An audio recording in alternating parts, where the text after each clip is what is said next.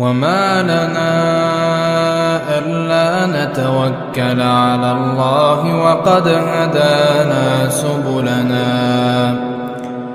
وَلَنَصْبِرَنَّ عَلَى مَا آذَيْتُمُونَا وَعَلَى اللَّهِ فَلْيَتَوَكَّلِ الْمُتَوَكِّلُونَ. Ini untuk kasus yang sama ya, seperti ini. Tadi Al-Imam An-Nawawi sudah menyebutkan sawa'un kanatis shalah qalilatan am katsiratan. Sama salat itu dia sedikit atau dia banyak, tetap diqadha salat itu.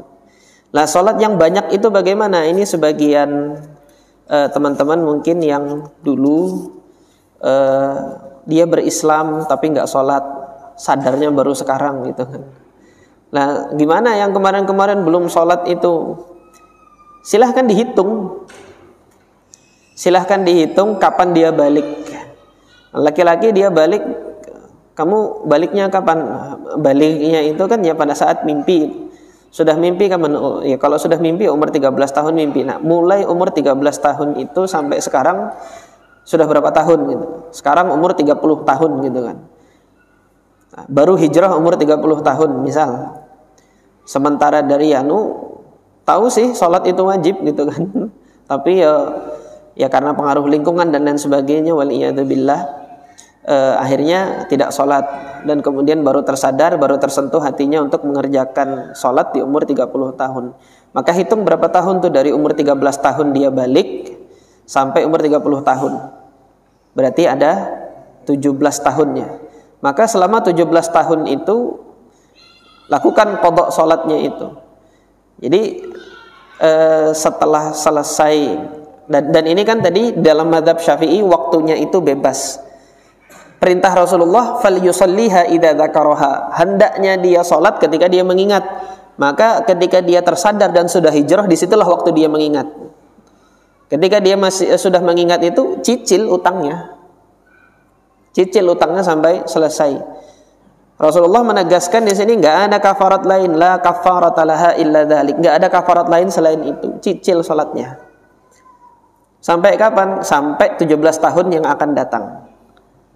Sampai 17 tahun yang akan datang. Kalau mencicilnya satu hari satu salat. Tapi kalau nanti mencicilnya satu hari misalnya 5 salat, ya korting 5 tahun gitu kan. Artinya ketika satu hari dia sudah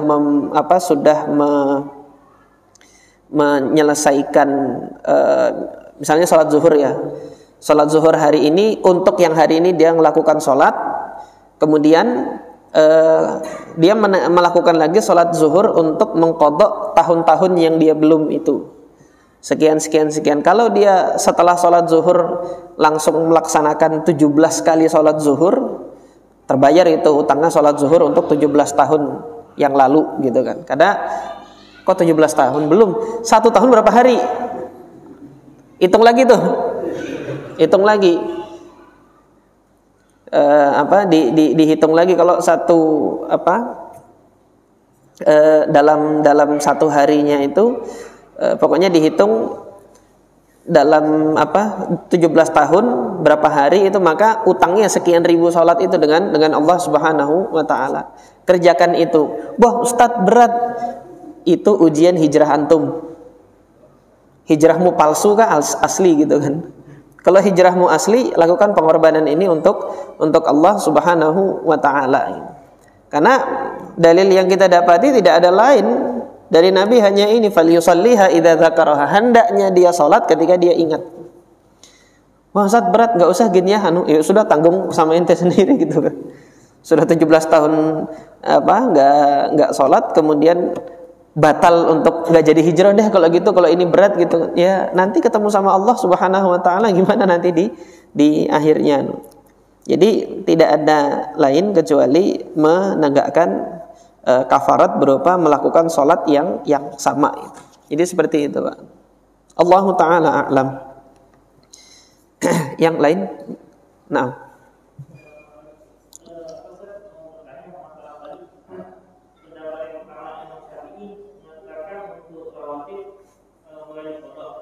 Iya, sunnah bahkan diqadha.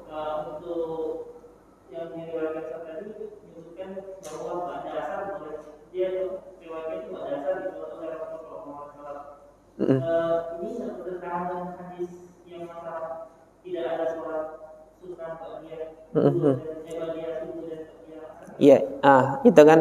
Jadi pertanyaannya, ketika Rasulullah mengqadha setelah asar, apakah tidak bertentangan dengan larangan untuk sholat ba'diyah asar dan ba'diyah subuh? Nah, sebagian ulama melihat ada pertentangan di situ. Oleh karena itu, mazhab al-Imam Ahmad ibn Hanbal tidak membolehkan sholat di waktu itu, apapun sholatnya. Sementara mazhab al-Imam Asy-Syafi'i berupaya mengkompromikan dua hadis tersebut. Hadis di mana Rasulullah mempraktekkan sholat setelah asar untuk mengqadha sholat ba'diyah zuhur, gitu kan. Bagaimana mengkompromikannya dengan larangan sholat setelah sholat asar dan setelah sholat subuh? Komprominya adalah ini yang disampaikan oleh al-Imam Asy-Syafi'i. Untuk sholat-sholat yang ada sebabnya, boleh dilakukan pada kedua waktu tersebut. Sholatnya boleh dilakukan pada kedua waktu tersebut kalau sholatnya ada sebab.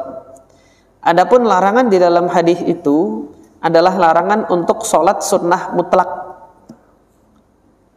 Jadi nggak boleh dilakukan pada kedua waktu tersebut, yaitu setelah asar dan setelah subuh, untuk sholat sunnah mutlak. Sholat sunnah mutlak itu apa sih?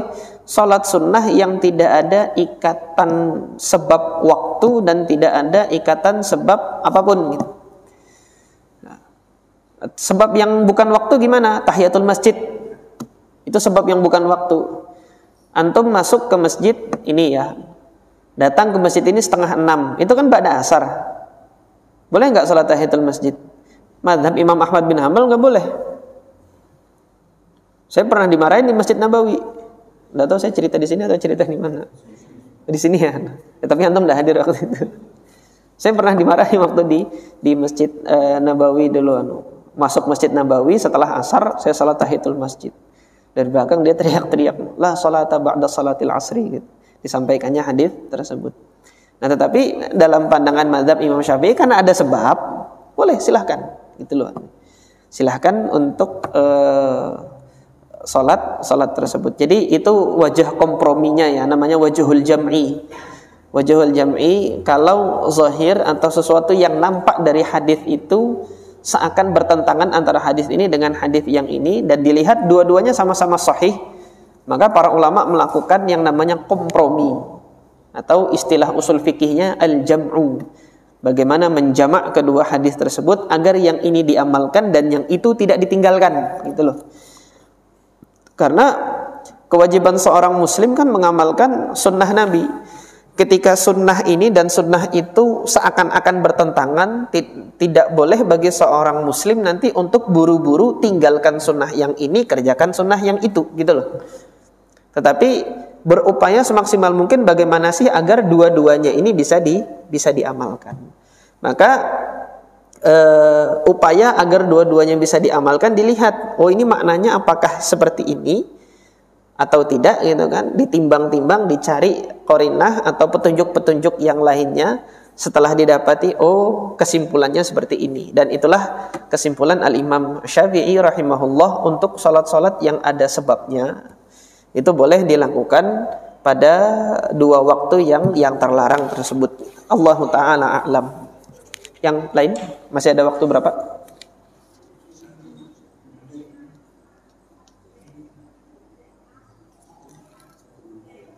Hah? Oh, satu lagi. Kenapa?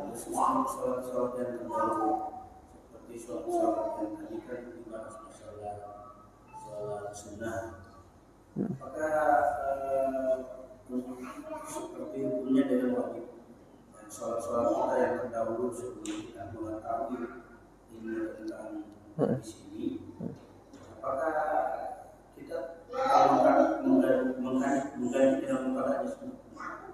Iya, tetap mengganti sholat yang wajib ya. Kalau yang sunnah enggak. Tetap mengqadha, mengganti sholat yang dulu ditinggalkan.